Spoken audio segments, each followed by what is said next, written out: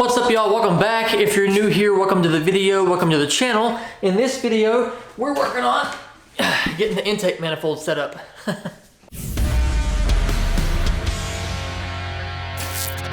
All right, so she's unboxed, blew it out with air, got tape over the hole so nothing can get in there right now. We got the fuel rail we've had here for a while, new injectors, throttle body, all kinds of other stuff going on there. So I guess let's just start putting stuff on this thing.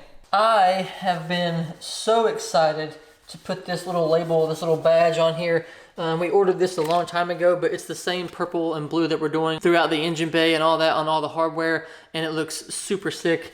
And I'm so excited to put this on here. It's just a little badge, but it's the little things, you know?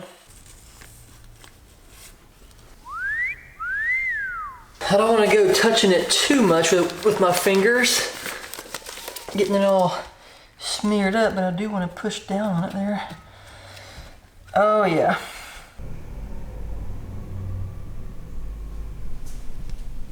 All right, moving on, let's put the map sensor right here on top and lock that thing down. It kind of got hung. I put some silicone around it to where it kind of slide in and kind of lubed it up in there a little bit so it would drop in there a little bit easier, but this O-ring is apparently super old and a piece of it like came off. If it'll focus, I could show you. You might be able to see that little chunk missing right there. So I guess I'm going to order a new O-ring for this thing. I don't want to put that in there like that, so we'll put this on hold for now. We'll tape off this hole and we'll move on to something else. Next up, we have our Radium fuel rail. We already have the pulse damper on there and the DMR, the pressure regulator, on there as well. I'm going to go through and make sure everything is tight because this stuff was installed a long time ago and it's been in the box ever since. So yeah, we can get this stuff snugged down and then we'll get the injectors into the manifold and then the rail onto the injectors.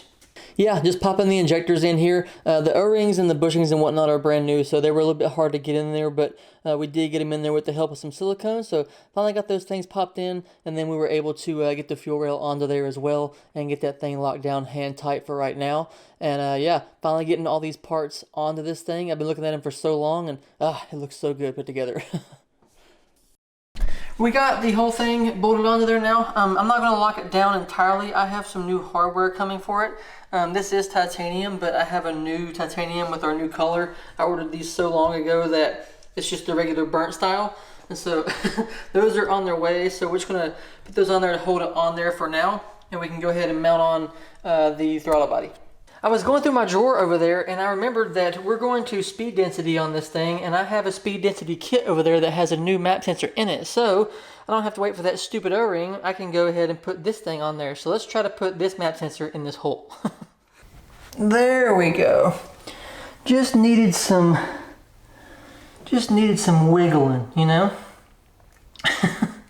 So next up, what we're gonna do, there is an 8-AN fitting on this side of the fuel rail. We're gonna mount this little guy. This is an adapter to mount the fuel pressure gauge onto it. And so we'll thread this on, put this gauge on top of this, and it'll mount right here on the end. I've had this fuel rail stuff for who knows how long at this point, but I'm glad to see it finally going on. All right, so now per the instructions, it says to put some PTFE paste on this thing and thread it in.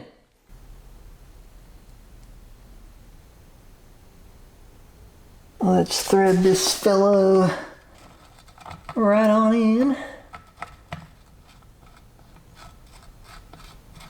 One more little turn there. Get it to where it's readable, and looky there.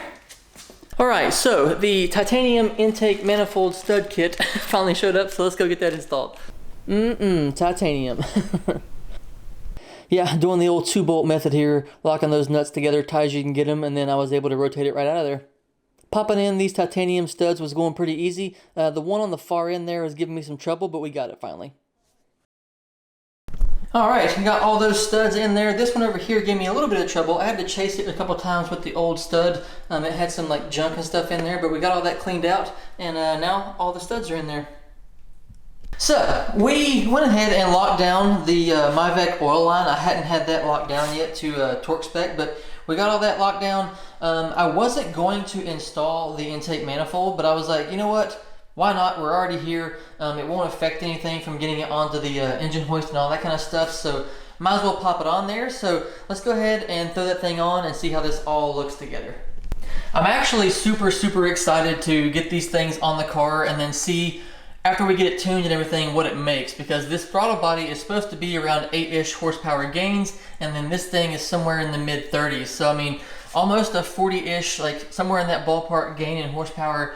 I'm very curious to see what the car makes and what the engine makes and all that. I had an idea when I first started all this stuff, what the car would make, but I feel like since then we've done so many upgrades and so many things, I feel like that goal or that idea is kind of gone now. And so I'm very excited to see what this car makes in the future. Oh, and before we do anything else here, I did decide to hold off on installing the throttle body. I don't have the hardware yet from JDC, and I'd rather just wait. I'll just leave it. It's easier to have this part taped off than it is all the stuff on the throttle body. And so we'll just leave this here and then we'll just continue on. Ooh, while we're over here, our titanium engine mount studs came in, and we're gonna go ahead and pop these into. These things are sick. Got the gasket on there, and then we're gonna go ahead and pop on the intake manifold. I was trying to like get it on there, and it was kind of getting in a bind. I wasn't sure what was going on there, but I took out one of the studs. I'll talk about that in a second, but we took that stud out, and it was able to slide right on. So yeah, not sure what that was all about. Oh man, we got it on there. I had to remove this stud over here. I'm not sure why. I'm not sure if this stud, this little end here is too wide or too thick to go through this hole, but I'm having trouble getting it in there, and it just would not slide on there with that thing in there. So I'll need to do some investigating on that. And like everything else right now, we're not going to tighten this down the torque all the way, because just in case I have to take it off and all that kind of stuff, again, I don't want to have it down to torque, gaskets, all that kind of stuff. And so we do have it sitting on there, and it is locked on hand tight. But yeah, now we can move on to figuring out some of the vacuum stuff. But whew, look at this thing. Oh, it looks so good. Now, vacuum lines. We have a vacuum line that comes off of the pulse damper here and the pressure regulator here. It comes with a Y bracket, and it says to run that to a vacuum port on the intake manifold. Now, this thing has 6 vacuum ports, and so it may have been pretty obvious to some, but I wanted to call Skunk and ask them what, you know, if they recommended anything or whatever, because I couldn't find any information pretty much on this thing online. And so gave them a call and was like, can I just block off these 2 up here and just run it all back here to kind of keep things hidden? And they said yes, you could block off whatever you needed to block off to make it run for your setup however you wanted to do it. So in order to keep things clean up here as much as possible, we're going to run one of these back here to the blow-off valve instead of up here, and then we're going to run these 2 guys to this port right here to keep it kind of short and just a little bit of vacuum line in this area right here. And so hopefully we'll have a pretty clean setup once it's all said and done. Now I'm just going to go ahead and block these off now. I'm not going to put any like PTFE paste or anything like that on them.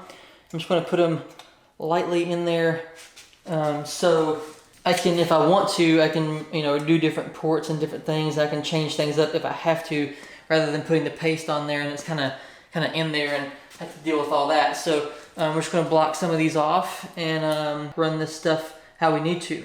I was going to go ahead and put the paste on this one and lock it down and do what we needed to do, but all my vacuum line has not arrived yet, and just in case I want to move this thing somewhere else and I don't like how it runs, you know, through here, I'm going to leave it there to where I can at least adjust it if I have to. But yeah, it should be here the next couple of days, and we'll be able to do some more stuff in the next video. But for right now, that is how that's going to look. So I was checking out this little portion right here that we were talking about earlier, and this stud, I mean, it must just be like 0.3 millimeters difference. It just will not go in this hole here in the intake manifold. I mean, I guess I could like bore that hole out, but I'm not gonna do that. Luckily, I had some new like OEM hardware, so I'm just gonna use the bolt that goes into this from OEM and use the studs on everything else, because I'm not drilling out that hole, and it is just, it's so close, but it just will not go in there.